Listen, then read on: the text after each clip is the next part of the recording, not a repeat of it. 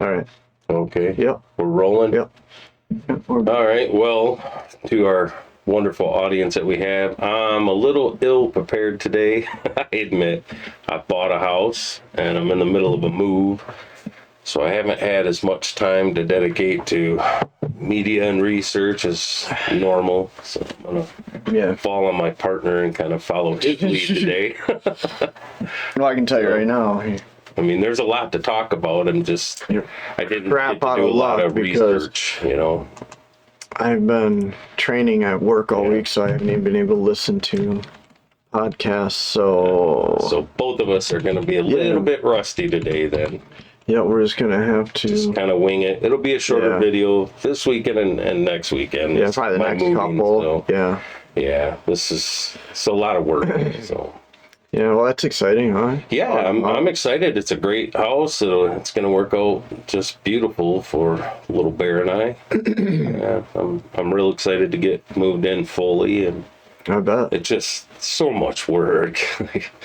Well, I'm a gypsy. Like, I've moved around so many times throughout my life. Like, I'm tired of moving. I'm looking forward to getting settled in this place, and yeah, it's a nice little area. It's going to work out really good for us. Yeah, I'm excited for you. Yeah, thanhanks. Can't wait to go up there and see. Yeah, I know. Soon.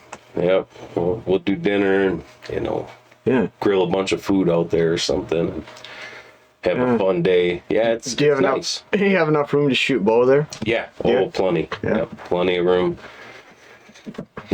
Firearms, no, I'm not going to be able to, crack rounds off in the backyard, but definitely be able to shoot the bow and the crossbow. Oh, yeah, plenty of room. So nice. Set up a nice little range there.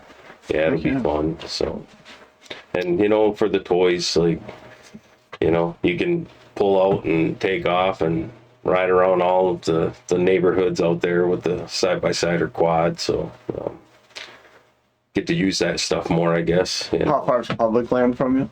Oh, it's all around out there. Oh, is it? It's not far. So are you gonna hunt that public land? I'm thinking maybe. I'm gonna go look at it in the spring once it warms up. Probably around turkey season time. I'll be out playing around the woods, and it's not a bad time right now because you can see their tracks really good. Good point. You can find their beds really easy because they're big circles in the snow. So maybe after the move's done, if I have some time, just take a walk out there and see what it's like. Yeah. A lot of deer. There's a lot of deer in that area, so. And I could technically just jump in the side-by-side and drive over to the public land. And how far is it? It's a couple miles. Oh, okay. It's not far. Yeah. So, I'm not real familiar with the area. Yeah, I know where it's at. I'm on a dirt road, but only just 100 yards of dirt road, and then I'm on pavement, so the Harley will be fine. Yeah. I can pull it out of the garage and take off and go for a ride, which would be nice. You turn the other way and it's all dirt roads for miles all around the lake. Okay. So yeah, it'll be fun. Do you get your quad back yet? No, hopefully. Well, man, I don't even want it back right this second. The last thing I want to deal with is having to go pick it up. So hopefully next week, but it'll probably be done this week. And I'll just see if they'll set on it while I'm in the middle of moving. I'm sure. But I guess if I'm whipping through there with the trailer, maybe I could just grab it. But yeah, it'll be nice to have that back. Yeah. So. Yeah, things are falling into place real nice. The house is cute. It's pretty toasty. It's got a good warm feel to it when you walk in. It just feels home, That's good. So, yeah. So what do you want to get into? The spy balloon? I see you got pulled up already. I actually just pulled up because I haven't really had chance. I was just trying to see what breaking news was. Let's get into that. Everyone else is kind of talking about it, I guess. What do you think? Shoot it down, man. What the hell? Are we really going to let China float a balloon all across the country, mapping whatever? I guess when it was in Montana, they said it was kind of flying over the area where there's nuclear missile silos and shit. So I heard the argument, hey, they got spy satellites, so this balloon's not really going to map anything that the spy satellites are not, but how do you know? Shoot it down, recover it, reverse engineer it, see well, then you wouldn't shoot it down, you'd try to capture it then. Or capture it. Right, because if you shot it down, then... And they said, well, we can't shoot it down because of debris, and I'm like, it's a balloon. Yeah. It's a balloon. I don't understand that argument. You know what I mean? Like, and you know what? I'm going to give Biden credit. He said shoot it down. Did he? I was impressed. Yeah, he said shoot it down, and it was that general, the one that remember two years ago or whatever. It was when Trump was president. He called China and said, "Hey, don't worry about this president. If he tries to nuke you, I'll take him out." Whatever that his name is, I don't remember. Well, that was actually he's the one that went against Biden on this one. When Biden said shoot it down, he said no because debris and. I'm like, maybe this guy's more friendly with China than he should be. You know? Okay, I want to back up a little bit here. Sure. For one, this has been here a while, right? Mm-hmm. Yeah, we're just learning about it. Yeah, and this isn't the first one either, from my understanding from the reports I've been seeing, that there's been a couple of them. So the first thing I don't understand about this is, you're right. They say that satellite technology is so good that they can read your license plate from space. Yes, sir. Okay. If they can read my license plate from space, what would they be gathering with this balloon they couldn't gather with the satellite? So that tells me there is some advantage to this, and we should have shot it down. I don't know. Isn't it a declaration of war when you invade someone else's airspace? I mean, do we not fly jets over China right now because that would be an act of war? I don't understand this. And then, hey, I'm not an expert. No. I'm just a bonehead, right? But to me, I think it's above aviation levels. Yeah, it was in the real. Yeah, so I don't know. Stratosphere, the upper Let's atmosphere. find out. Yeah. But they said it wasn't endangering any commercial airliners and things like that. But I mean, come on, take a rocket, shoot it down. Well, if you shoot it down, but then you can't recover. Right? Yeah.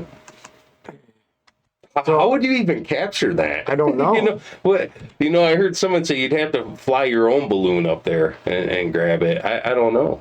Yeah, I'm not sure how. I mean, maybe you could shoot small holes in it and just, have a slow descent, right? Not explode it with a missile. Put a couple, 50 millimeter rounds through it and let it just. 60,000 feet. See, I heard it was 80, but yeah. Yeah, and it may have been higher earlier, but it looks like pretty consistently. But they said they scrambled some Raptors, and they checked it out, so.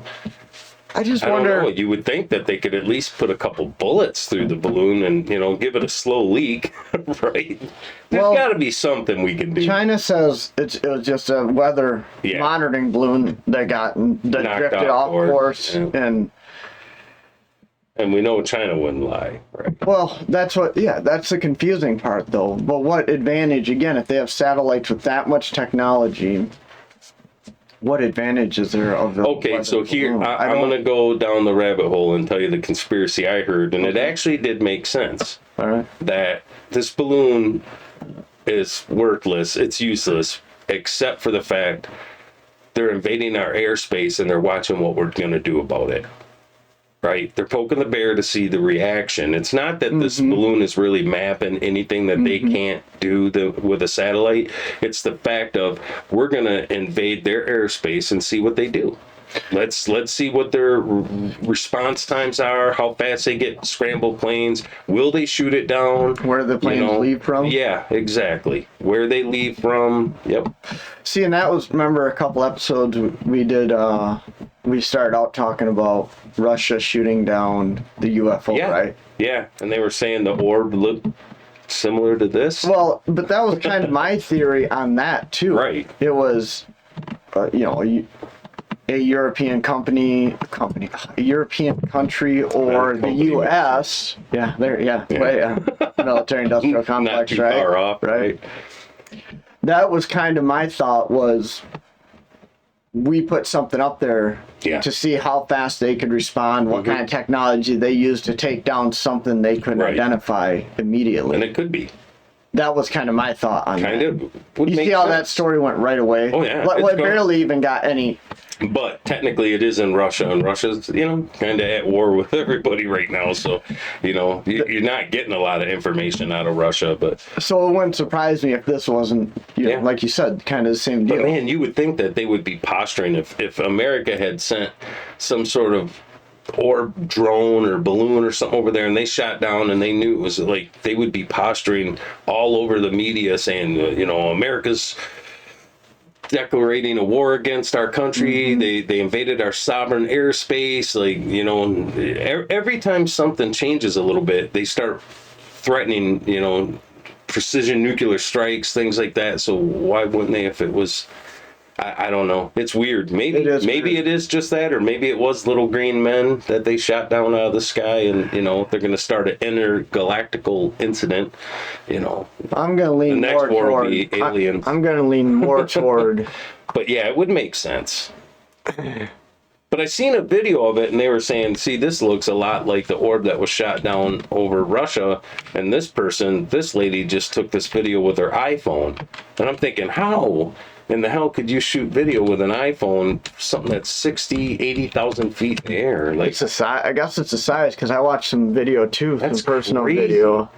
What is it, the size of a moon? It's the size of 3 buses. Wow. Yeah. All right, I gotta say it.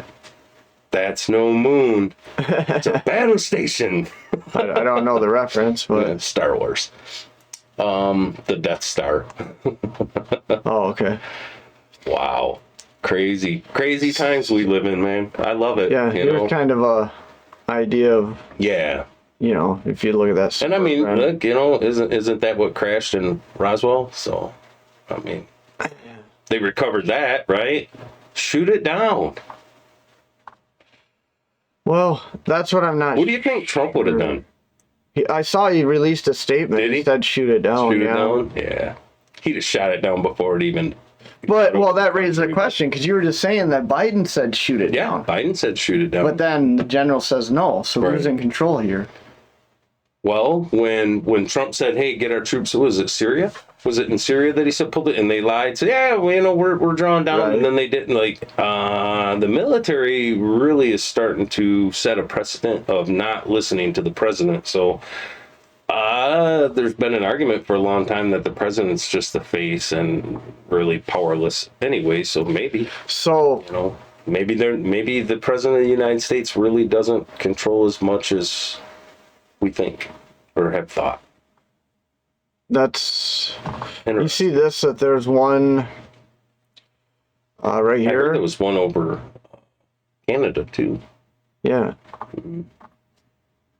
That's just It's almost like, if you were conspiratorial, you'd almost think someone was assembling pieces on a chessboard. yeah. Well, that's what it feels like. For You see something. this. You see farmland being bought up all around the country that just happens to be next to military bases, and I heard they're constructing towers.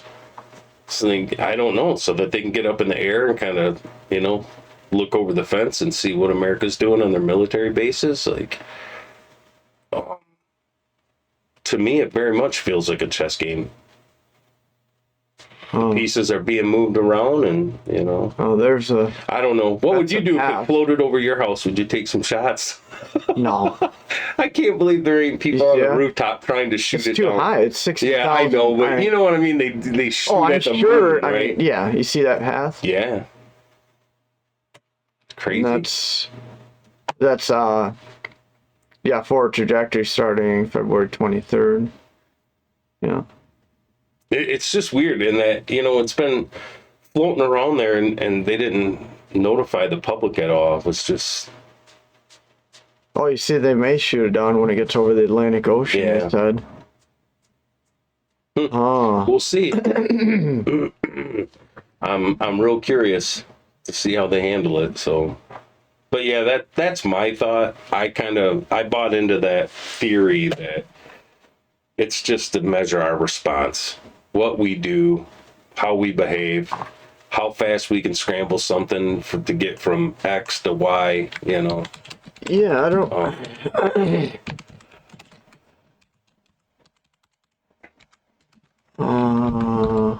But you're not really going to know what it is until you shoot it down or bring it down, capture it, whatever, and look at it. What kind of technology it has, and it wouldn't surprise me if it is just kind of have some weather instruments on there, just some crap, and it really was just to measure our response. Could be. Yeah. Or, again, you want to go really conspiratorial with some of these thoughts out there. If you were placing chess pieces, if you needed, say you wanted to do an EMP, right? Oh, but yeah. you need communication. Weather seeding, you know what I mean? Create a hurricane. Well, more low orbit communication capabilities, right? Good point. Yeah. If you fried that would be the perfect. If you fried all other means that of would be the communication, perfect right? height to create a really terrible EMP. No, you'd create the EMP, but that'd be the way you'd use those balloons for communication. Yeah. Because they wouldn't be affected by the EMP. What was that? They could create one. Red Dawn?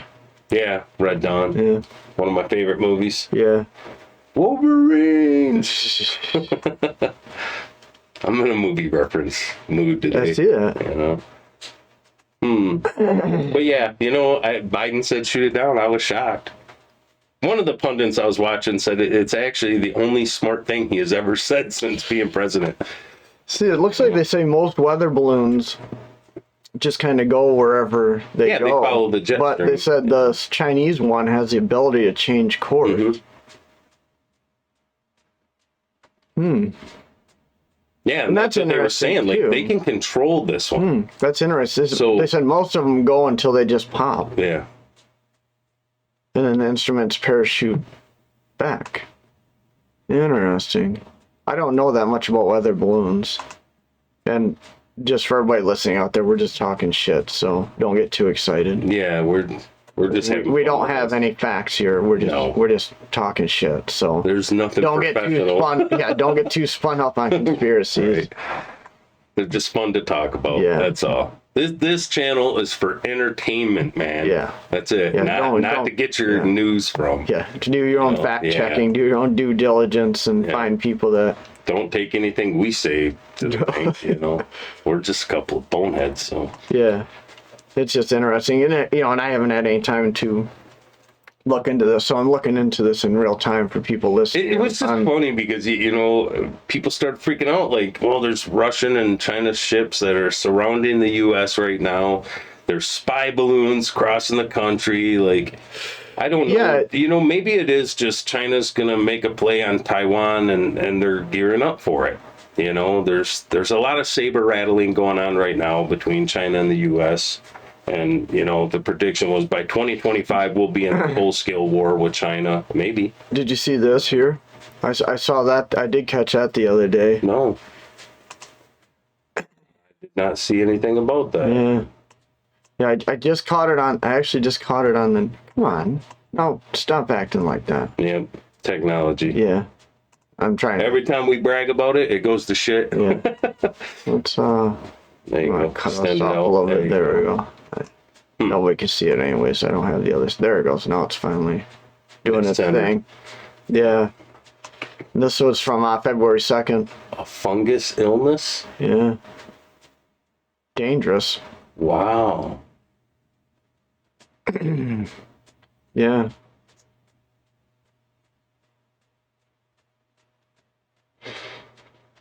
Gives you pneumonia, huh? Yeah.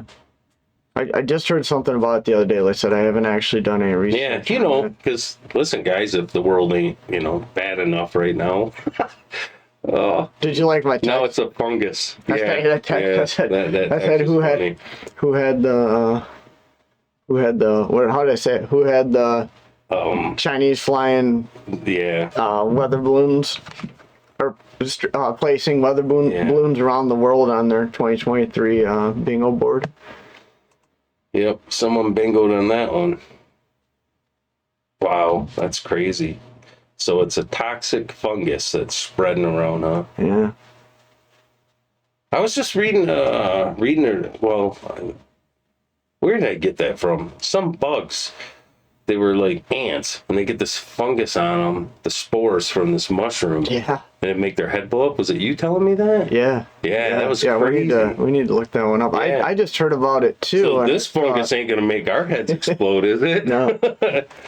So now we got to worry about. So this is the next stay-at-home order, right? Yeah. Coming to a town near you soon, huh?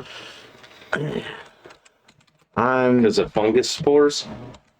I keep Isn't it hearing kind of that. the wrong time of the year for fungus spores? I'm not sure. Well, they said it was in the south. Yeah, I don't know.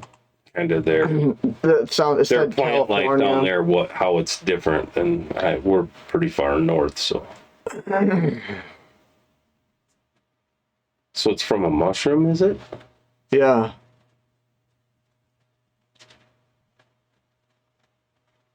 But Wow. maybe this one here. Oh, that's freaky. You know, huh? oh yeah, that looks gross. Yeah, yeah. Wow. I can tell you this though.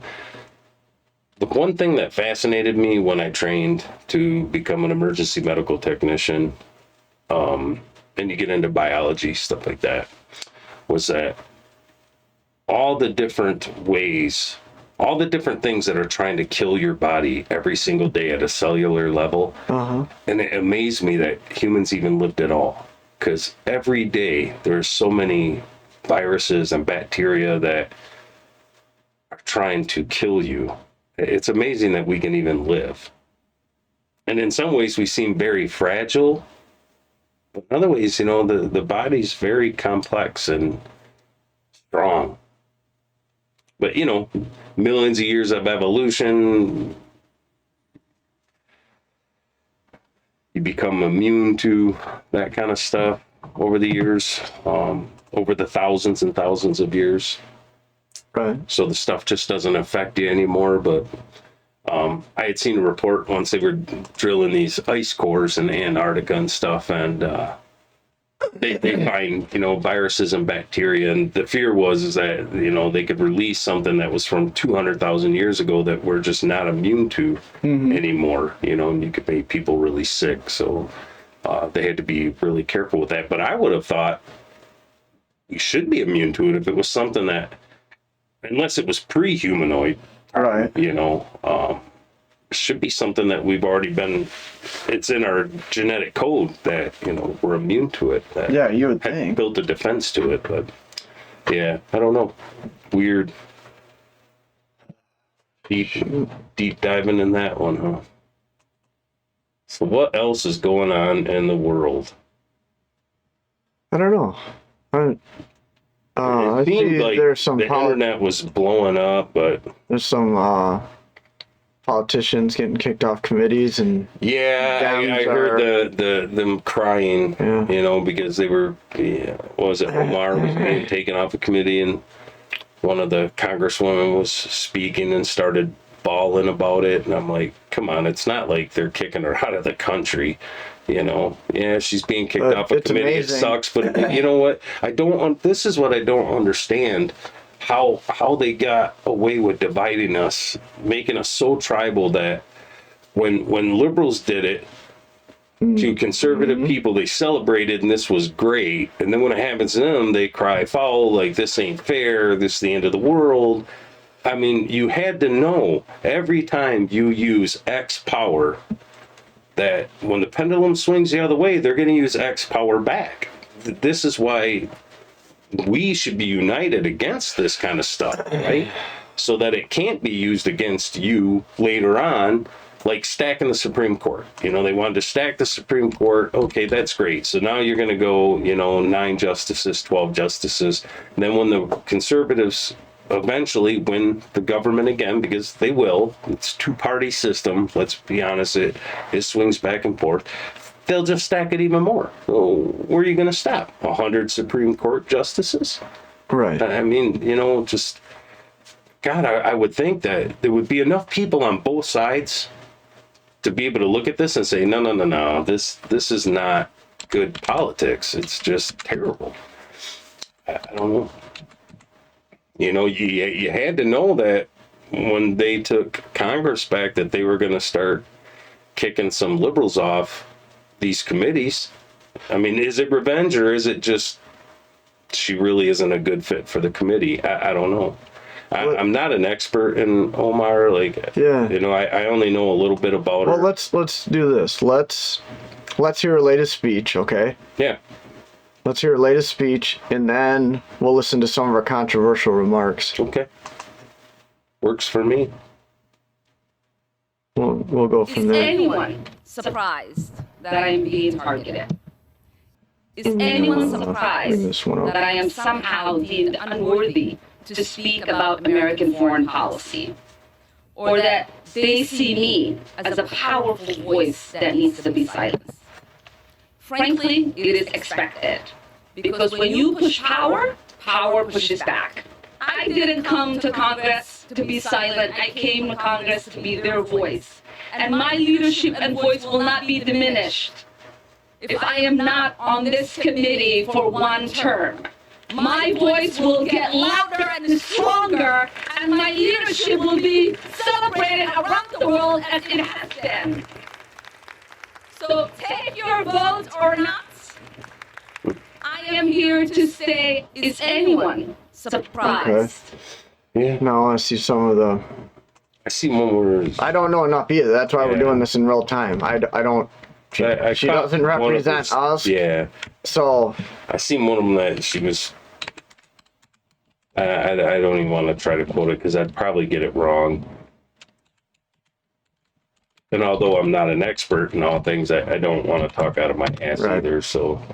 And I don't know enough about it, so that's why. I just found it funny that they were actually crying about it, and it's like she's being taken off a committee. It's not like she got kicked out of the country or thrown in prison, right? You know, which is probably what's coming. You know what I mean? Starting to throw your political opponents in prison. You know, banana republic. Anybody?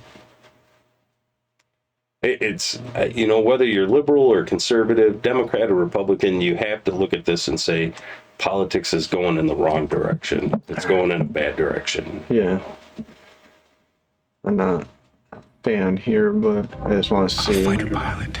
Yeah, but, you know, he brings up some valid points sometimes. You know, I'm not a huge fan either. Has been booted from the House Foreign Affairs Committee, but not before some theatrics from Omar's far-left colleagues. By the way, where were these theatrics when Jim Jordan and Jim Banks weren't allowed on the Jan 6 committee? There you go. Where was this when Marjorie Taylor Greene and other Republicans were denied any committee assignments? Take a look. And remember that as you Don't watch. tell me this is about consistency. This is AOC. Don't tell me that this is about a condemnation of anti-Semitic remarks. This is about targeting women of color in the United States of America. Don't tell me because I didn't get a single time to respond. My life was threatened. Thank you.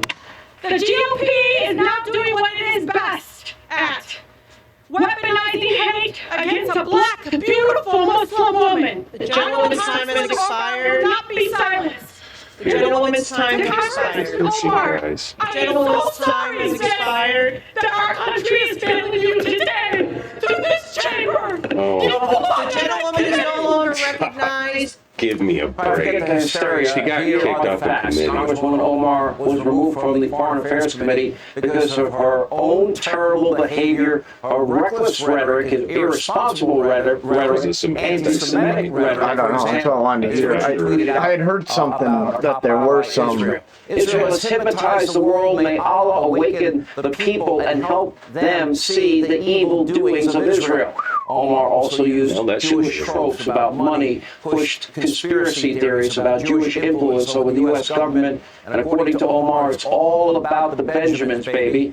And then she also palled around with the notorious, bigot of Israel, that's Linda Sarsour, that's pictured right there. And Omar even compared the U.S. to Al-Qaeda and suggested that many terror groups really aren't that bad and no different from the U.S. Army. By the way, here she is laughing and smirking while one of her colleagues spoke about American troops being killed in Iraq.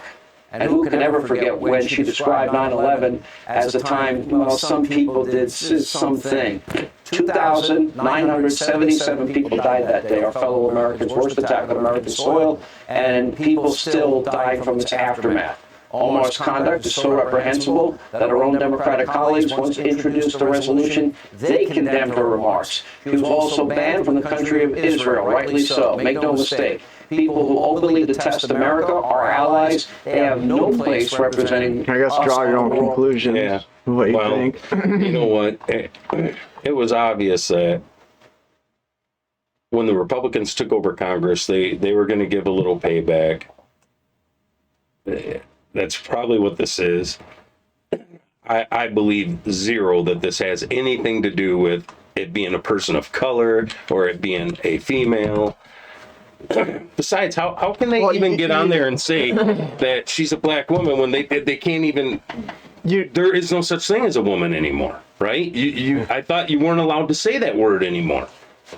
That they can't even define what a woman is, but now she's a woman. So you're going to use this stuff when it suits you, and then disregard it when it doesn't benefit your argument. It's just stupid. Huh. Like, so did they target Marjorie Taylor Greene for being a white woman when she was kicked off the committee? Is that racism? No, it was politics. Right. That's what it was, and that's what this is. It's politics. It's not racism. That's crap. And I hate that. I just... Yeah, let's divide. It's tired further of that. It's just them further trying to deepen the divide, and hopefully enough people are out there are awake I hope so. to see the BS. Yeah. You want to know where the racists are? They're in the government. Yeah. They're in the government. Yeah. I don't think really in the society here in the U.S., in the general population of people, I don't think very many people are really racist. No. Are they a little discriminatory? Maybe, but I don't see it. But I don't believe it. I think this is all, like you said, divide and conquer. It's just, it's a way to isolate power, right? Mm-hmm. Well, I brought this up last week when we were talking about the Nashville incident where that gentleman died, I did want to readdress that too. So why do these things keep happening in these big liberal cities? Like, so we don't see it in rural Nebraska. We don't see it in rural wherever, right? No. And those people are voting for these policies. Those police chiefs are appointed by the elected officials that these people voted for, which are usually Democrats. Right. They elect a police chief, and then he decides, right? Yeah. The people he puts in leadership under him, right? Yeah. And then they dictate how the policing is done. Right. And we still continue to see this happen. And it's like, you keep voting for this. Right. Maybe try something At different. some point, you're going to have to try to change something. Yeah. It's not the guns. No. We know that. And then you want to disarm people knowing that these kind of things are happening? Make it even worse. If they're doing this while we're still armed, what are they going to do when people aren't armed? Well, statistically, look at it, and they've proven it through all kinds of studies. Wasn't it even the CDC had their own study and they pulled it down? They pulled it down off their site because it absolutely proved that these gun laws don't work, that all these areas where the gun laws are the strictest is where a lot of these mass shootings happen, because these criminals are not dumb. They're going to go somewhere where they can shoot people and not get shot at. I'm not even worried about the criminals. I'm more worried about the people, like cops. But I'm saying criminals because that's the excuse they use, right? We got to get guns off the street and yada, yada, yada. That's their argument. So, no, my fear, I'm far more afraid of our government than the common street criminal, but because they're the ones that really seem to be like trying to consolidate power and force us all into the pod to eat Beetlejuice, But I did want to, I had made a comment about George Floyd that I kind of regretted. It wasn't what I meant to say. And I said he was a bad guy. I did not know him personally. He could have been the nicest guy in the world.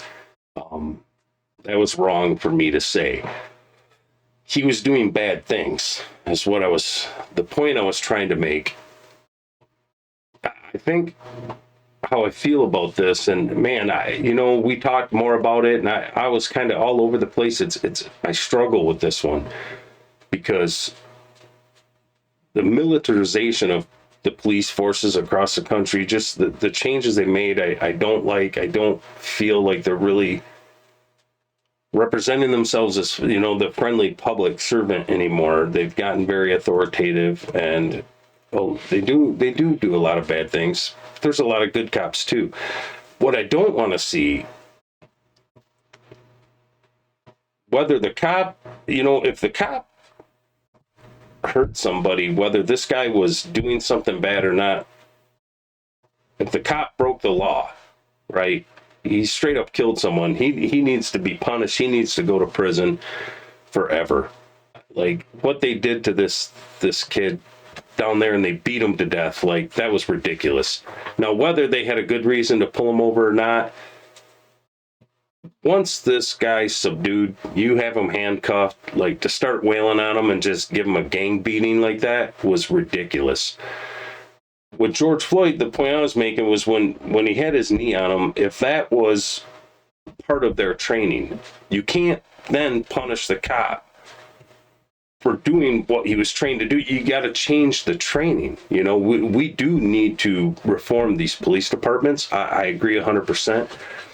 What I don't want to see is these guys that are fighting with the cops.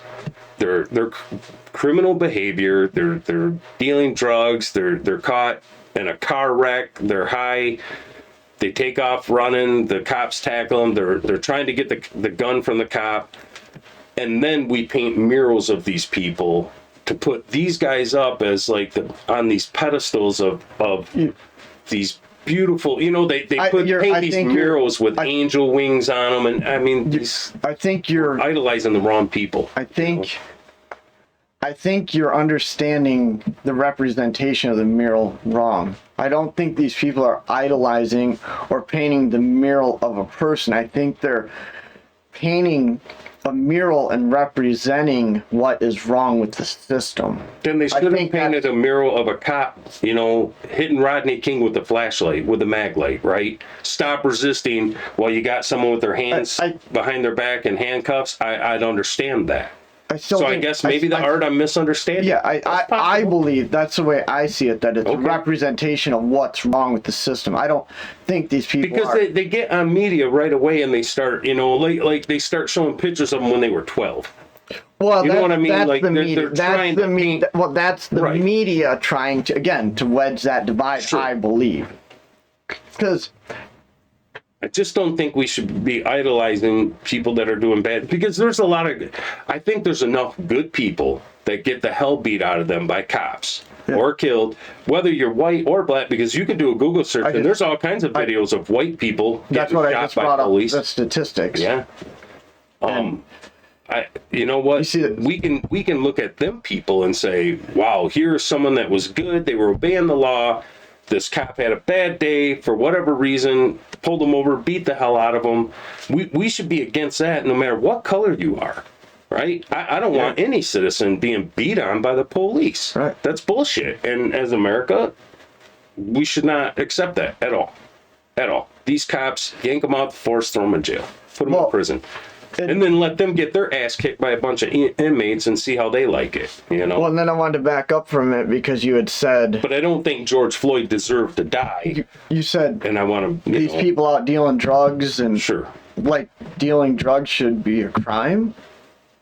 It depends. You know what I mean? Like, right now, marijuana is legal in almost every state. No, you shouldn't be pulling someone over for, selling some marijuana.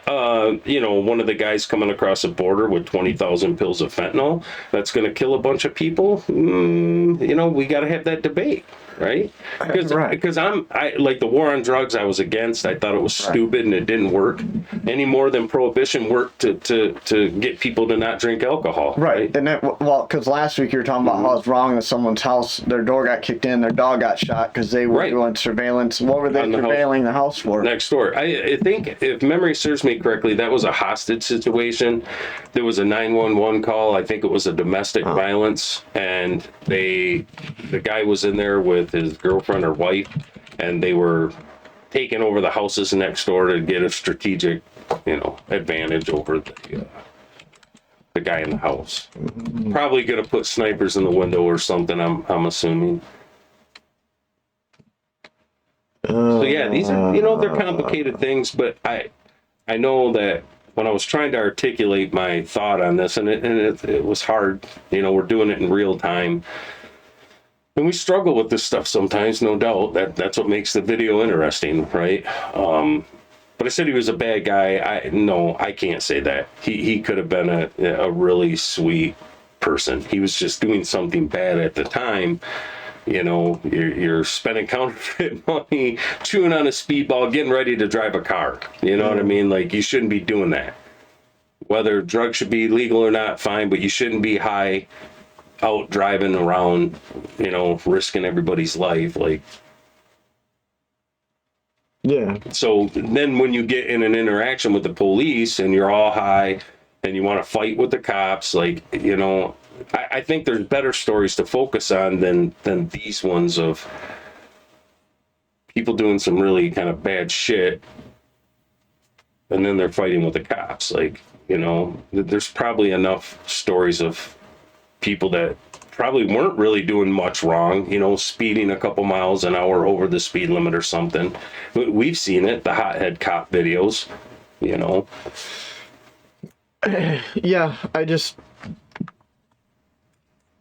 Remember the cop, the state trooper screaming in that kid's face because, you know, the trooper was speeding because he wanted to pull over a speeder, and, you know, he told him, I'm having a bad effing day, you know, and just climbing all over this little white kid, you know. And I get... Was a kid mouthy? Sure, a little bit, you know. What teenager isn't sometimes? But, I mean, this cop, like, red in the face, screaming, just a brute, you know, like... Not, I wouldn't think that's a good temperament for a police officer. You know, maybe if you're fighting with someone, you need that temperament then. But, you know, yeah, I mean, you got a kid, he's not resisting arrest or anything, right? He's just kind of talking a little smack like, well, you were speeding, you know, he told the cop. Yeah, and I'm not, again, not shitting on all cops. I'm not going to generalize. No, there's a lot I of understand good cops. I got friends that are cops. A lot of good people out there that, you know, are trying to do the right thing, and that's not what we're talking about here. We're talking about the abuse of power. We're talking about the ones that, for whatever reason... Power's corruptive, man, and I don't even know that. Look, I'd probably make a terrible cop. Yeah. I admit. You know, I'd be driving around and see, you know, a bunch of kids walking around with their pants hanging down around their ankles, you know, I mean...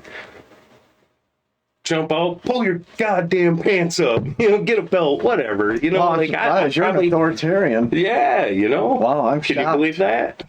I am only on certain things though, right? And that we're all that way. Like we all have our triggers, and I wonder what mine is on. I don't know. Cause I like that shit. I could care less. Like, but am I authoritative? Because, well, in that sense, because if I was, I would have joined the police department. I considered, and I didn't. I just didn't feel like I had the right temperament. I don't think it's authoritative. I think it's a temper issue, right? Where you just have a tendency to get hot-headed about things that irritate you, that you get pissed off about. Right, but you're saying you're upset because someone's pants are sagging. That's what I'm saying, though. Like, it might piss you off because it's just one of those things you feel is disrespectful, right? You know what I mean? Like, if I got my young daughter in the store with me, I don't want her, some guys walking around with their ass hanging out of their pants. But you're okay with 30-something-year-old blonde with big tits with her tits half hanging out of her tank top. No, I'm not really okay with that either. Stop it. You can try to calm me on that. You can lie to them. You ain't gonna lie because we've had that conversation about teachers and the way that I'm not talking about teachers. Because I said when I'm you're taking what I said out of context, dude. I said I'm in the store with my young daughter. I don't want some guy with his ass hanging out. Now, if I'm in the store with my young son, I don't want a girl walking by with her tits hanging out. It's the same thing. I just don't want children exposed to that kind of stuff. So I think as a society we have a obligation to try to be polite to the people around us, right? There's got to be some standards. What's next? You just get to walk around naked with your willy hanging out? I mean, no, I think there's got to be standards. I think this is like, I'm not saying I don't like tits. I like tits. I think this is the argument. The same with guns, right? Like, for whatever reason, people want to go to the most extreme. Like you just said, what are we going to do? Walk around with our dingers hanging out? Well, that's like saying what? So we should all just own nuclear weapons? I think there's clear boundaries, right? I don't think because someone wears... So how low can you wear your pants? You know what I'm saying? Like, who gets to set these rules in order? Well, I think society sets them. I don't think law should, right? I don't think it should be legal. I think there just should be some morals in your society that, you know what I mean? Like, you just, society, you get some pushback. You're getting the sideways looks. You would be uncomfortable doing those kinds of things when you know, like I brought up before, smoking. Smoking right now is legal. But man, when you're walking across the parking lot to go in the store and you're smoking a cigarette and over half the people look at you kind of sideways, and you start to feel that pressure on you of, you know, it's just not socially acceptable anymore, right? It does kind of put that social pressure on you to, you know, at least not want to smoke in public. And I think that would be the same way. You know, I'm not saying I don't like tits. Sure I do. But I don't want some girl walking through the store with her tits hanging out, especially if you're in there with your I'm not kid, saying her nipples. Know? I'm saying like with a tank top, and she's very well endowed up top, and they're pushed together, and they're very pronounced. Yeah, I don't know. You know if you're wearing like clothing, but like that's different than someone walking around with their pants hanging down. They still because they're not putting it, because I said her tits hanging out and you said no, she's covered, you know, she's wearing a tank top. Well, that would be the same as a guy wearing, you know, pants, maybe, you know, plumber's crack, I guess, like, because the guy's round and his pants you're don't talking fit, but right? that's not what you're talking about. But I'm talking about someone who's got their pants hanging down and their drawers hanging out, right? They still their have pants are underwear almost to their on. They knee. have boxers on or underwear or whatever. They still have. So a girl walking around with a tank top pulled way down and her tits pouring out, but she's got a bra on, would be kind of the same comparison, I would think that. And I would think that that's not right. I'm fine with either one. I don't care. Yeah, it doesn't bother me. Again, because I did my kids understand how to dress properly because I lead that example in my own house. Sure. I'm not worried about them being affected. I'm not worried about my teenage daughter going out wearing a tank top with her tits hanging out because I raised her to not do that. She understands it's not correct. I think that, and I'm fine if woman wants to do that. I'm fine with it. Yeah, that's where again I don't see. I'm not. I feel like. Because eventually I think society gets too far down, and maybe you are the what would you say, kind of not on the other extreme end of it, but the exception to the rule. But then I think as a human race, I think we have an obligation to try to keep the country as inclusive for everybody as we can, and as fair and equal across the board as we can for everybody. I think you have to push back against social changes that you disagree with. If you wouldn't want your daughter dressed that way, then you shouldn't be okay with someone else's daughter dressed that way. Now, maybe you can't do nothing about it, fair enough, but to push back socially to try to keep the country in an area versus, well, whatever happens out there it's not my house, so I don't give a fuck. You know, like I guess I'm just to a point, because I understand my circle of control, right? And I understand how much influence my opinion has. And on the rest of the world, nobody gives a shit about my opinion, all right? Maybe. But in my house, that's where I can make the difference. And I can communicate that, and I can set those examples myself, and then I can make sure that I can try to ensure those are passed on to the next generation in my lineage, right? But if the world keeps getting worse and worse outside the door, and you're not pushing back against that, I mean, eventually in your family, at some point, your family down the generational lines is going to end up living in a really shitty world. But, you know, when do we fall into a dictatorship where we all have to wear black uniforms and white tennis shoes? And no, you're going to the extreme. Right. But I mean, that's where it seems like... That's where it seems like it goes, right? Like it could. My dad, growing up, you could not have long hair. You definitely didn't have tattoos. Right. You had a crew cut. Mm-hmm. You know, your T-shirt was white or black. You didn't have holes in your jeans. Right. no tattoos. You didn't listen to rock music because it was going to corrupt Yeah, you. the devil's music, you Right. know, metal. Right? Mm-hmm. That's the era he came from. Right. Well, I grow my hair how I want. I have tattoos. I'm not a bad person. Right. I still listen to I listen to all different kinds of music. Right. You know. Yeah, I agree. It didn't corrupt me. I'm not a bad and I know he was doing what he thought was right. Right? Right. He thought, like, I'm creating good, productive members of society. If I make them fall into these lines, you know, they make their bed and, you know, military style and give them a crew cut and, you know, no long hair, no rock and roll, blah, blah. I still listen to that shit when I went to my friend's house. Uh-huh. You know what I'm saying? So, but you think the effect you've had on your kids somehow now they're not going to do exactly what you did too? And that was my point. I don't walk around with my You pants sagging, though. Right, but I don't I'm care if saying somebody else you does, said I in your know. home, like, you know, you've raised your kids Yeah. with good morals and values, Right. and what these other kids do, you know, your kids won't because they've been taught not to. And I'm saying, yeah, but when your kids are out of your eyesight and they're around other kids, like that social pressure they're under, like, you know, it wouldn't surprise me. I believe my sons behaved differently when they were away from me than what they did when they were with me. No, they may swear, they may Sure. talk differently. Smoke cigarettes, even you said, I you know, will you listen to music. I will you know. put a month's salary that my daughter does not dress any different when she's away from me than when she's here. Anybody Right, you can know- produce video evidence. Call me out on it. I think that, and it's not just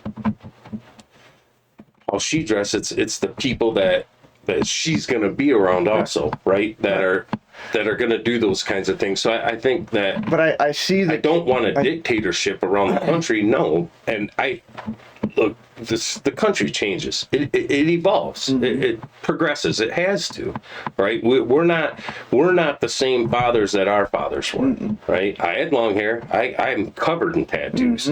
I love all kinds of music. I'm not saying I'm not a bad guy. I did some bad shit in my life, though. You know what I mean? Like I was a rebellious little asshole when I was young. Sure. And my sons will be different than I am, and I try to plant good seeds in them to give them a good foundation to build off of, and hopefully, you know, when I'm long after I'm gone, they're better dads and men than I was. I just sometimes I think some of the changes we push back to slow it down. Yeah. You know what I mean? It's not to completely stop it because you can't. You're not ever going to stop it. They tried to stop Elvis, right? He shakes his hips. Oh, it's pornographic. And then we ended up with Metallica, right? Like, you know, now we got some of the music. Well, so you can't stop it, but you can push back and give it some resistance to slow it down, to give everybody a chance to adapt to it, to assess it, to pick it apart, right? At a right down to the bones of, okay, what are the dangers of this in my household or in my neighborhood? To build a defense against some of that stuff, because in change, there's always some bad. There's some good, you know, there's a lot of good things about the world now, even though there's a lot of bad stuff about it. So if you can slow it down a little bit, you give yourself time to kind of dissect it a little bit and to build the defenses against the things that are inherently embedded in there that is just negative and bad, I guess is the way I look at it. You know, if that makes any sense, probably not. I got moving on my mind, man. I got my new house. This is why, you know, like you said, you find that happy medium. This is why I like all these different perspectives from one side of, you know, sagging pants to the other side where people think you shouldn't go out unless your clothes are pressed and proper and men should wear a hat. Although I gotta admit, man, they were stylish in the day. I think men dress better then. I wish we'd go back to that. There's people that won't go out in public without a shirt like this on. Right. Because they believe that should be the standard. That should be the means how you carry yourself in society. I'll tell you. And I appreciate it. My brother wanted me to attend church, and I said, you know, I'm gonna get an outfit. And he goes, no, man. There's people in that church that's wearing sweats. And I said, not me. It's respect. So, there are even pieces of me that still come from that, Yeah. See, and when I used to go to church, it was that way. Like your Sunday's best, right? They called it your dress clothes. You showed up. Yeah. Don't play in your church clothes. At least a polo and a really nice pair of dress pants. Right. At the very minimum. I think you should dress nice, And it's respect. I would still, if I went to church today, I would still do the same. Right.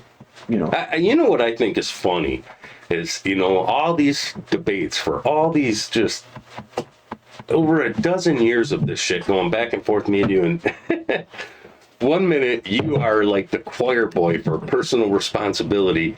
Then we'll go to the next subject, and then it's me. I know. It's so bizarre to me sometimes how we bounce back and forth, on Well, it's things. where I can focus my energy, right? Yeah. Like someone sagging their pants, I think it has very little effect on society. Now, in fairness, I'm not going to beat the hell out of someone for not For pulling you, their pants up. Right. You think it's a disrespectful thing. Right. I do fine. believe it's Which, disrespectful. I'm not saying you're wrong. I'm just saying that. I mean, that was just an exaggerated example of why I wouldn't be a cop. With the tits thing, that's great if you hold the same standard. Mm-hmm. But I'm saying, men out here that are listening to this, Right. if you're really honest with yourself, they might 100% align with you on the sagging pants thing, or your effing pants up. But then some woman can be in a store with a tight ass tank top with her tits bulging out the top, and they're perfectly fine with that. Or she bends down in her thong, the whale tail is showing out the top. Stamp, Right, and they're perfect. When I was a tattoo artist, I did thousands of them tramp stamps. And they for a would be reason. perfectly fine with that. Right. Well, how is one standard okay and the other isn't? Don't be a hypocrite. Right. And I think in some ways, every one of us are a hypocrite sometimes. This is right. This is But where you gotta try call to yourself catch it. out on your Right. own bullshit and understand if you're okay with Stand one. by your convictions. Right. Right. You got it. If you're okay with one, really dig down inside and go, okay, if I'm not okay with sagging pants, I need to increase my moral standard, right? Mm-hmm. My acceptability, and say, okay, I'm not going to be okay with this, and I'm going to look at this differently now. Or say if I'm okay with a woman's thong hanging out her ass crack, and that's fine, then I got to be okay with somebody with their pants sagging with their boxers showing. And I remember I was told, hey, you got to watch this new TV show that's out. Man, it's got like, medieval times, people with swords, and there's like zombies and dragons. And I'm like, really? Oh, man, sci-fi. Like, all right, I'm in, baby. Give it to me. So I got my middle son. I said, hey, man, let's watch this show. Like, and I click it on, Game of Thrones. Get about halfway, into, it might have been the second show, the second episode or whatever, and then, oh my God, like I was horrified, like, because there's a lot of not just nudity in there, but very provocative shit in there. Now, look I read all the books. I got like 3 episodes into season 1, and I went and got all the books, and I read them all in like a month and a half. Like I love Game of Thrones. Was absolutely horrified that I had my teenage son watching this, and I was like, shoot him out of there. Now I know there are people that'd be like, whatever, he's a boy. Mm-hmm. Sure, he's gonna like tits too, Dad. No, I chased him. I try to be the same. Mm-hmm. Like I got my little one now, my little bear cub with me. When he's a young adolescent, I don't want him exposed to that, because I think there's something special about being a child, that you're innocent, man. You only get to be a kid once. Right. And once it's gone, it's gone. Right. And I don't want people, I want him to stay pure and little as long as he can. Mm-hmm. Because, being an adult sucks sometimes. That's why we call it adulting, right? Like, I got an adult today. There's just something magical about being a child, and I don't want him to lose it prematurely because society says it's okay to do so, While we're talking about that, I was thinking the other day about, people talk about how important fathers are in the house, Mm-hmm. How important mothers and fathers both are in the house. Yeah. I started thinking, how important are grandparents? Oh, tremendously, I think. I didn't have a lot of time with either of my grandfathers grandfathers, like like going fishing or going hunting or where I did learning how to whittle sticks, whatever. I don't, whatever grandfathers and grandsons. I don't know because I didn't have that experience. Right. And I'm envious of people that did have those close. My grandfather was the one that taught me to ice fish. Right. You know? That kind of, I'm really envious. And I started thinking, like, that role they play, because your parents, at that formative time in your life, I'd say when you're starting school, somewhere around 5 years old till, you're graduating pretty much, right? Yeah. Those formative years. Your parents are out hustling, they're trying to provide for you, they're working their asses off, they're paying mortgages. So a lot of their time they don't have for you. So your grandparents are older, they're wiser, right? Yeah. They've gone through this shit. They have a different perspective on life, right? Sure. They have time now to slow down and think and help you. Yeah. Right? I like that. That's how important is that? And I would think very important. I think good memories. I thought so back in the day when we were in caves and once we were off our mom's tit, same thing around that 5-6 years old, and the parents were out hunting and gathering. Were the grandparents back at the cave? I'm sure showing us how to make spears. Well, I think that's where it came. It takes a village. I think is what that whole mentality. I don't like it. I do not. I know that, but I'm saying that whole saying. I think it's abused now for what it means now. I disagree with, but I think what it stemmed from was then, because it was a family, your grandparents, everybody kind of lived together. You know what I mean? Right. Like when your parents were old, you didn't just kick them out in a nursing home. You know what I mean? Like you had generations of family living together and taking care of each other. And I think that's where that originally started, that thought process started from. Now it's manipulated and abused, and it takes a village shit. To represent communism. Yeah, exactly. That's not what I mean, though. What I mean is like that mentality of, sure, your grandparents were there taking care of, whatever your home while the parents were out hunting. Yeah. Like I was talking about whittling wood, right? Mm-hmm. So when we were in caves, was Grandpa teaching the sons how to whittle wood, make spears and arrows, so that when the arrowheads behind you, right? So when the men came back from hunting, sure, right, and they broke their spears or broke arrows, now they had new ones, right? And you were learning how to do that. So when you went hunting, and everybody was working together for a common goal, survival. Yeah, right? Yeah, but But I'm saying, like, was the grandmother teaching the daughters? And this is how we came up with these gender roles, Oh, I'm sure. Mm-hmm. It's an interesting thought. Yeah. I wonder if someone out there smarter than me has done any research on this and figured this out. I don't know. It seemed like that whittling wood seems to be a thing, right? Yeah. Even Grandma's always used to sit on porches whittling wood, right? Right. And the grandson would get his first pocket knife, and Grandpa would show Grandpa would show him, and like, is that where it originated? It's funny. My one grandfather taught me to ice fish, to jig walleye, to crappie fish. My other grandpa taught me to chew while I was out hunting. Good habits you get from, grandparents can teach you some bad stuff and get away with it sometimes. I wonder if that is missing in society today, that we just don't have. Again, now mom and dad are still out hustling, grinding, trying to provide. And grandma's in a nursing home. And what do the kids have? They have social media. Right. They have a cell phone. Mm-hmm. Right. And they don't have the grandparents there, these people with this vast amount of knowledge and wisdom that should be being passed down at these formative years, right? Yeah. Is missing now. It's probably been missing for 20 or 30 years probably, now. 40 years maybe. Probably somewhere around the late 70s it started drying up, right? And then, like you said, like grandma and grandpa have amassed so much wealth now that they can just go on Caribbean cruises and they're not around to be in the kids' lives, or they're in nursing homes instead of being in the homes of their children, spending that time with their, I don't know. I just always love I hope people the out there- stories from grandparents, Yeah. you know? Well, I think that's part of that they lived knowledge through and so wisdom, much. right? That's passing that down through those stories. You'd be captivated Yeah. sitting there listening, you know. It was funny, my ex-wife's grandma lived through the Great Depression.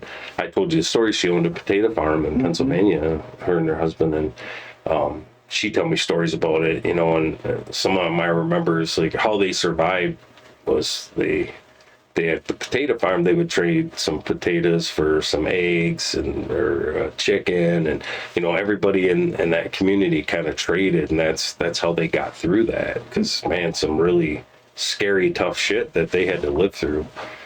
Those stories always fascinated me, like just real first-hand knowledge of stuff, right? Just not just someone's opinion about history. It was this way or history was that way. It's to actually hear the stories firsthand was just cool.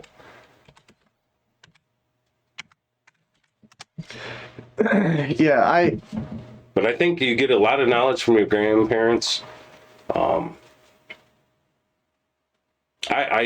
remember, I'll tell you a story where I was kind of a little bit embarrassing, I guess, but I'll admit it to the public. I went, there was something going on, and I went to the bar. I was young. I was married and I was young. And went to the bar, and my grandfather was there, and we were having a drink. And there was this really pretty girl in there. She was about my age, and you know, I was giving her the eye and the smile, right? And I remember my grandfather seen that, and he kind of looked over and looked at me, and he goes, "Hey," and I said, "What?" And he goes, "Don't do that. It'll ruin your life. It ain't worth it." And I said, "No, Grandpa, I know." Well, you know that. I probably should have listened to him better, because in the end, I did end up being young and stupid and kind of ruin that marriage. Shame on me, you know. But he knew better. You know what I mean? Like, he knew. So yeah, I think grandparents, having them around it's very value added. yeah. I think it's sad that we've lost some of that. My I remember my grandfather telling me a story about winning a shooting match, rifle shooting match, and Yeah, he had a medal, and it was in this leather. It almost looked like a billfold. yeah. And there was a medal in there, and I want to say it was like I'll have to look at it. It says on the medal, I'm going to say like 1947 or something. Wow. Yeah, it was a team rifle shooting match, him and like a couple other guys. There's a piece of history. Right. Yeah, I remember being young and him telling me about it, you know, and just being like, wow, you know, and I don't remember the whole story. You know, I remember him telling me about it and showing me that medal. When my dad passed away and we're going through his stuff, I found that in his stuff. So he must have got it from my grandfather when he died. Nice. And now That's cool. now I have it. And I wish I could remember what year it was. But anyways, so I wonder about that too, right? We've talked about this before. Like, we amass all this stuff, right? All these possessions, and then it gets reduced down to, like, what happened to all my grandfather's other possessions? Everything he had amassed in his To lifetime. his lifetime. Where's it at now? Yeah. It's just a couple pieces here and there, yeah. and then It's kind of how it is. it's weird when you think about it. Just a few things that actually gets passed on. Everything else, I don't know. What goes to, like, Just- just gets sold, goes to Yeah. donation. Sure, just- garage sale fodder, you know. Isn't that weird? Yeah. All this stuff we're looking at here, This is the shit that we think's important. all this, right? And someday It's meaningless shit. these monitors, You know? the computers, the webcams, all this art in here, all this bow Right. that I started shooting when I was like 5-6 years old. Right. All this stuff eventually will just gone, Be right? gone. Ashes to ashes. Yeah. Kind of makes you step back and think, you know, what are you prioritizing in Yeah. your life? What are you assigning value to? You What's know, to me, really- memories. man, I just hit this point in my life where I wanted to be a better person, a better friend, a better dad, better brother, better kid, and just, just a better person. And I really started to just hold on to those memories. Like, that's my mission. Just that's all you someday, have, right? Right. Because that someday I'm going to be in my deathbed, hopefully, not like drug out or anything. But I want to look back and reflect on my life and say, you know what, I made a lot of good memories with good people, and I shared a lot of love, and I'm okay. It was a good life. That's what I hope my end is like, and confident that my kids are responsible young men that are going to be good parts of society in the world, hopefully leave the world a little better than they got it. It's a weird balance, right? Of trying to do the things you enjoy doing, but still focusing on what's important. Right. Yeah. Because, like you called me out before on all my ice fishing gear and right. I didn't call you out. I was trying to make a point. Right. But I'm saying, you brought it up. You called me out, and rightfully so. Whether I told you when you did. Well, yeah. I wasn't trying to call you out. My point to that was, it doesn't matter if you enjoy tennis. If you go out and spend $1,000 on a tennis racket, and that's what you love doing, that's where your passion is, that's where you spend your off time watching YouTube videos, is how to be a better. You don't have to be a professional tennis player. You get to a certain level in whatever you do that you enjoy, whether it's golf, tennis, archery, long range rifle shooting, whatever it may be, right? Yeah. That your equipment is blocking you from getting to the next level of your potential. Right. Okay. If you just started playing tennis today, first day, you're going for lesson 1 at the local tennis center. You probably don't need a $1,000 racket on day 1, because it's not going to give you that last little bit of edge to be the best player you can be, right? A $50, right now you're just learning. A $50 one from Dunham's is probably good enough on day 1, lesson 1, right? But if this is something you're passionate about, you don't have to go play at. I'm ignorant when it comes to tennis, so Wimbledon, maybe. I think, I don't know. Whatever, I'm probably that's probably a golf place. I don't even know. But anyway, but if that's what you're passionate about, I'm not gonna. Even though I would never spend $1,000 on a tennis racket, right? Someone else that's their passion. That's what they do on the weekend. That's what they spend their evenings playing. It's fine. You know what I'm saying? Yeah. Like, and if you spend $600 on an ice fishing suit, it's fine. You don't have to be a professional ice fisherman. You don't have to be entering tournaments all the time, because it enhances what you enjoy doing and what you're passionate about. Sure. So my point was, like, you were criticizing bow hunters for spending $1,600 on a bow, even though they weren't. I wasn't criticizing. Well, you were saying I was just saying marketing does we get manipulated. You said it's not like they're competitive shooting. Right. Then you could understand it. Right. And I'm saying, just because they're not competitive shooters doesn't mean that they haven't gotten to a point that this is something they enjoy doing. They're just trying to. That's the barrier that's keeping them from being an even better archer. Sure, and that's someone that still has that mindset of maybe they're not a pro, but they're trying to shoot at a expert level, right? Where the average guy out hunting isn't. Right. We know that, and he still has a $1,500 bow package, because I think that advertising works, and I was saying it worked on me. I still think it's a smaller percentage of those guys that just buy the bow for the clout and don't put in the time. Sure. I'm saying, I think the majority of people that I've met that invest deeply into their archery equipment, they're shooting all the time. They're shooting winter leagues. They're shooting 3D through the off season. They're really trying to hone their skills to make sure that they make the quickest, ethical, most humane kills they can, right? And there are guys that, you're right, will buy it just to say they own it. Sure. They pull it out 2 weeks before season, they lob a couple. It was close. One of my good friends, if he ever sees this, he'll know I'm talking about him. He does it every year. It's got the most expensive shit that you can get, and then he calls and he's like, "Hey, man, I'm not shooting real good. Do you want to help me get this sighted in?" Like every season, right before season, it's that, and then the hunting rifle too. And that's a whole nother issue. Yeah. That's a whole.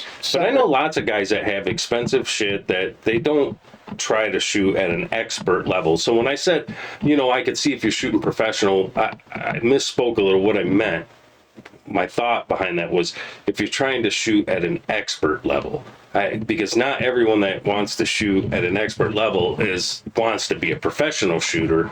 I just meant like that mentality of, like you said, trying to give you that last little bump. To some people, that's important. I know a lot of bow hunters that, if they can smoke a pie plate at 20 yards, like, that'll kill a deer. Right. And they got $1,000 bow because they were watching Outdoor Network, and that's what, the Drury brothers are using this year, and they want it. That's all. But yeah, back to where this originally started from, like it's hard to want to go out and make memories and keep that the focal point and not possessions, right? Because like I admit, if I show up on the edge of the ice and I said, damn, I don't have my graph and my camera, like I'm going home. I don't even want to fish anymore, and that's sad because like I grew up fishing sitting on a bucket, right? Like I didn't have no graph or no. We had to lay on the ice and cover the hole and look down there just see if there's weeds down there, right? We didn't have none of this stuff, but it does enhance it. It does make it more fun, especially especially if you got a child in there and they're sitting in the shanty and you got the TV screen down there, right? And you're watching the fish swimming. Oh, look here's a fish. Look at that. Oh, yeah, right. Jig it, wiggle it, wiggle it, wiggle it. It's gonna get it. Yeah, it does make it more fun. And yeah, and I can see where that can create more memories, right? Because my kids like going ice fishing, and even though I don't have as fancy gear as you do, I make sure that we're in a shanty. Sure. It doesn't have holes in it. We have a heater in there. We have, I invested pretty deep into my fish finder. Well, I'm saying as far as fish finder, I invested pretty deep in a decent fish finder so that I can build mine. So no, I don't think so. No, I think they're equal quality. But that way I can capture those memories with my kids because they're not miserable. Because if you take a kid out there, fishing was the lesson of fishing. Granted, I do have some funny memories from being young and ice fishing, right? But I didn't do it a lot because it was miserable. Right. But looking back, I laugh at it now, right? Yeah. Like you said, sitting out there on the freaking bucket, freezing your ass off, and your parents never bought you really good shit because you're outgrowing it. You're gonna outgrow it. So they weren't going to buy you a $75 pair of gloves in 1984. No way. Right? No. You get shitty jersey gloves. Right. Like, your hands cold? Put your hands in your pocket. Right. And so I do I agree. Like, there are certain things like that where it is worth investing because you do get to capture memories. Your kids are going to want to go out and do said thing more, like deer hunting. Well, okay. We were up at the archery shop.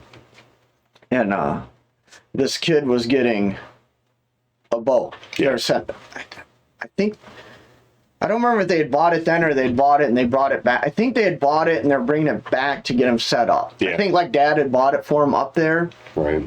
And then brought him back to get it set up. And and they're setting it up, and the guy said, have you ever thought about a crossbow? I think they were struggling, to get the weight, for a young kid to get enough draw weight to, get an arrow. And the salesman, like I said, he'd already purchased this bow. Right. And the salesman, I was busy, but I'm half-assed hearing a conversation. My wife was tuned right into it because she was sitting on a bar stool there at the counter listening to the whole thing. And she talked to me about it later, and what the salesman said is, hey, have you thought about a crossbow for him? It might be a better fit. Right. And the dad said, hey, I had to kill my first deer with a bow, so he ain't getting a crossbow until he kills a deer with a bow. Right. And I'm like, again, I'm not dictating how you rear your own. All right. How you raise your kids is how you raise your kids. My thought was, I bought a crossbow for my kids when they were young. Right. Because I wanted them to be set them up for the best chance at success. Sure. So that it hooked them. Right. So they were into it. If my kid had to go out there 10 years old with a bow, shooting 35 pounds, whatever, right? Barely lobbing an arrow at 200 feet per second. And I expected them to sit in a cold tree stand day in and day out. Yeah, maybe I'm ignorant. Maybe they would have a higher appreciation for it if they actually harvested a deer. Could be.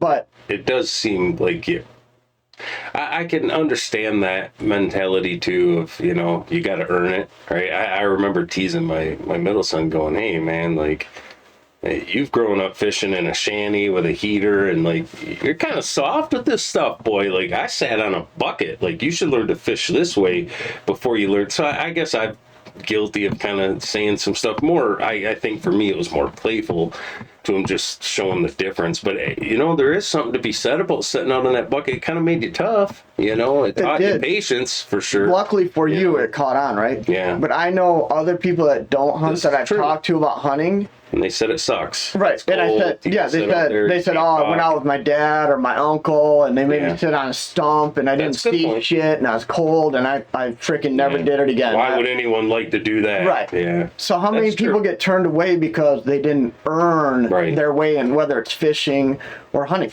So what I did is I sat my kids in a pop-up blind with a crossbow and put them in a position for success. Sure. They got a couple harvests under their belt, and then they were hooked. Right. And now they're shooting archery. Then I slowly integrated them into the next level. Vertical bows, right? Tree stand hunting.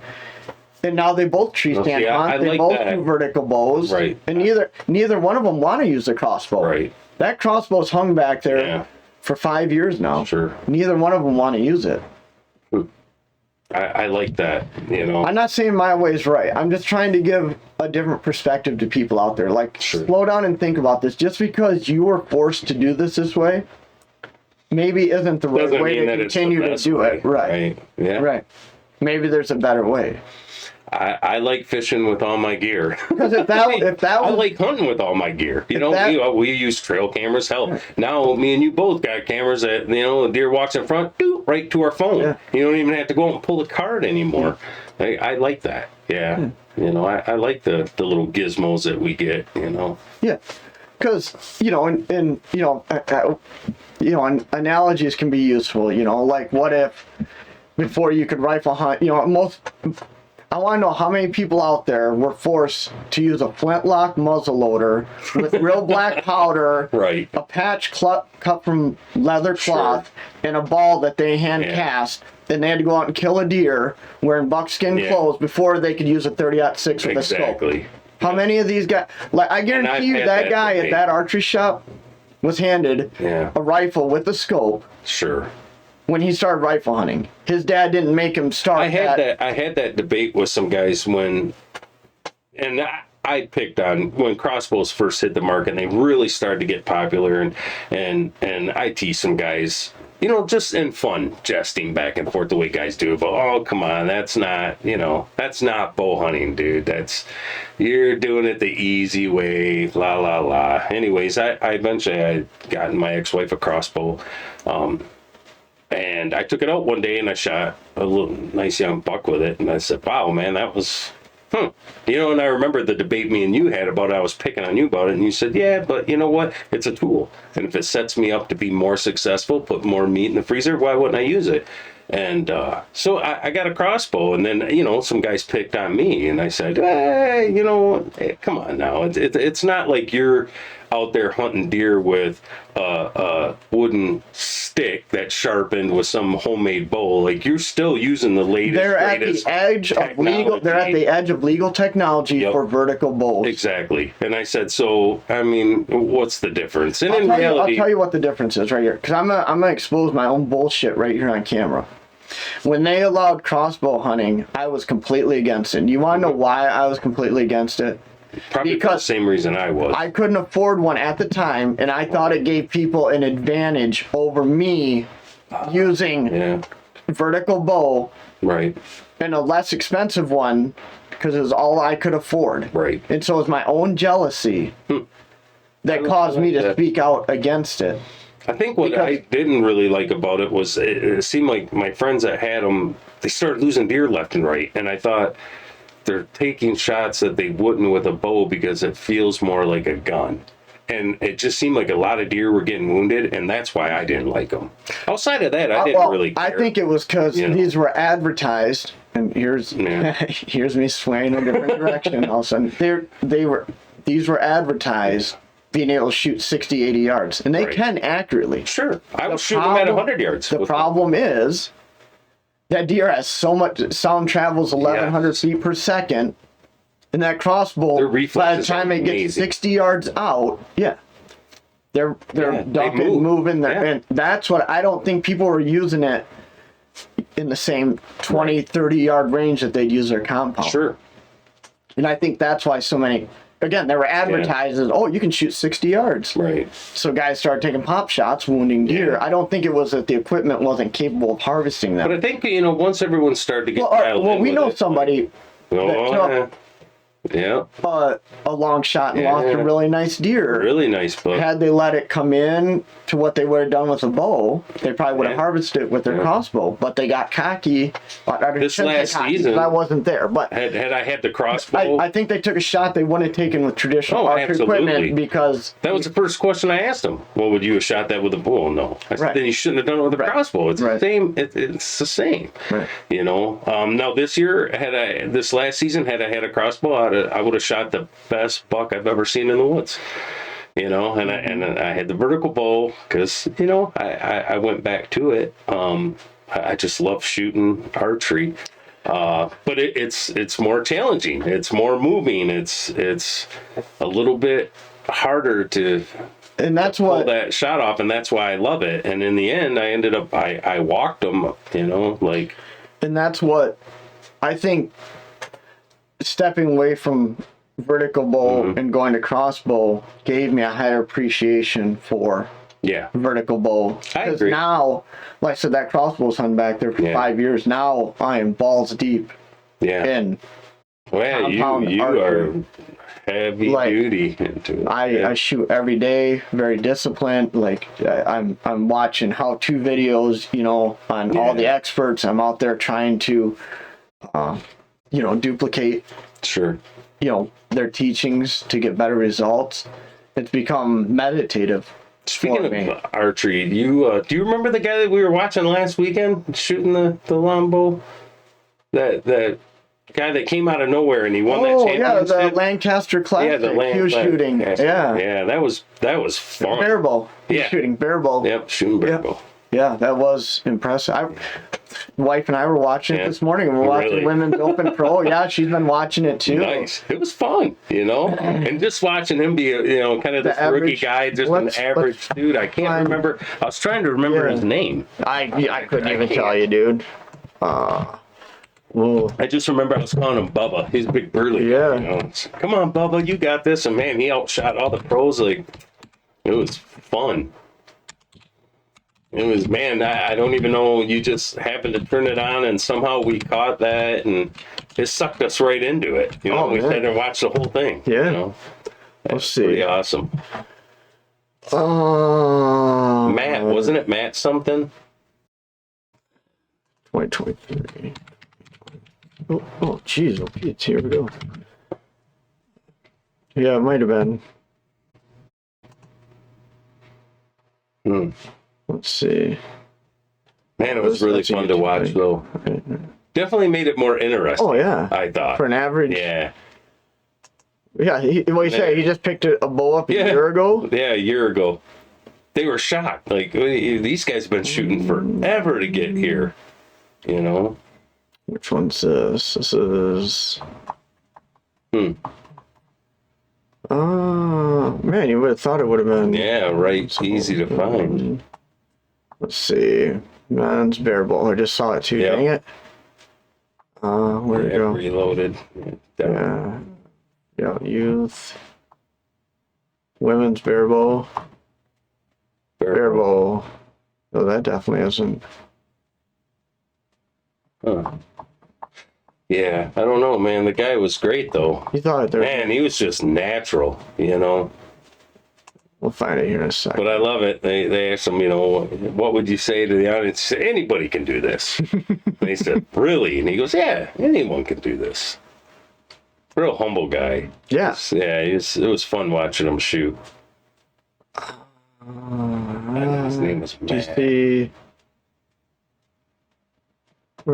Matt Hudson? Oh, Matt Hudson. Yep. Yep. Matt Hudson. Man, that guy. God, he could shoot.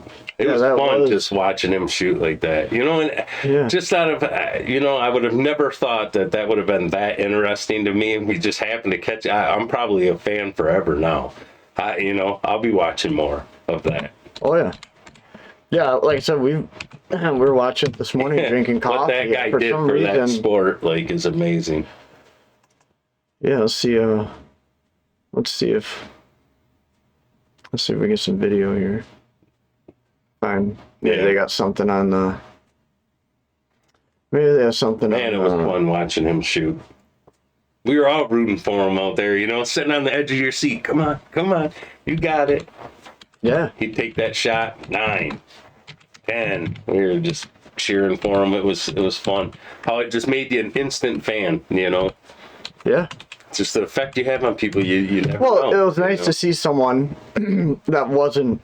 He wasn't all flashy with a bunch of sponsors all over his clothes and gear. Like, I'm pretty sure he didn't even know like his weight drop when they asked him. I'm pretty sure. I think he said, "Yeah, I don't know. I'm shooting." Let's find. And they said, "Well, how long have you been doing this?" He goes, "About a year."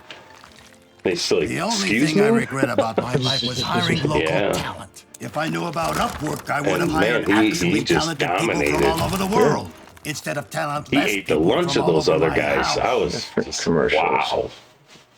Let's see what we got here. It's traveling abroad to compete for the United States. So, Martinsville, Ohio, the whole episode. So you had to go to the end. Yep, there he is. It was incredible. Let's show up to this. Yep, that guy right there. He is so consistent. And how long have you been actually? just right up, coming into his second year right now. Yeah, unbelievable. Watch this guy shoot. It's just a beast. Anybody can do it, he said. Anybody can do it. Hashtag anyone can do it. I like how he just takes his time. The clock doesn't mess with him. You know, he looks at that clock, takes his time, gets into his process, and just powers through. Man, it's such a powerful shot. 9. Okay. Let's skip ahead a little bit. Matt Hudson. Let's get down to the last shot here. Awesome. I mean, you can see it. Like you don't even have to see the target. You know it's the goal just based off of what he's doing. That's. I mean, this is 10, 11 lines. He's not that guy that was shooting against the champion from last year. I don't remember yet. I know he's really good. Yeah, he's really good. Shoots all around the world. He's a fan calling for the 12. I'm not taking a risk if I'm Hudson.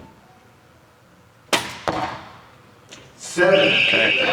That's probably the worst shot he had taken out of all the shoots. We're going right down to the end here. A little behind the score. Okay, we're not boring everybody listening, but you should check this out. It's 2023 Lancaster Archery Classic Bear Bow Final. Oh, there we go. Matt Hudson. Unbelievable. Wow. That guy was a champ. Archery Bear Bow champion Matt Hudson. Let's give it up for Matt, everybody. He's taking home $8,000 and the Lancaster 2023 Bear Bow Classic trophy. The fact that he Matt Hudson, and in second place, John Dever taking home $4,000 plus $200 from Hoyt Target Archery. John, quickly, how does it feel to transfer or hand this over to Matt tonight? It doesn't feel great, but he seems like a pretty cool dude, so I'm okay with that. Yeah, he gave him Matt, you couldn't get that from anyone. One more thing. USA, baby. Yeah, do the fist pound. No, it's It's pretty cool that we had so many international archers that come over. Samande, first time shooting barebow in like 6 years. Incredible. Eric and Lena and Shinsia. The class. Always a competitor and always graceful in defeat.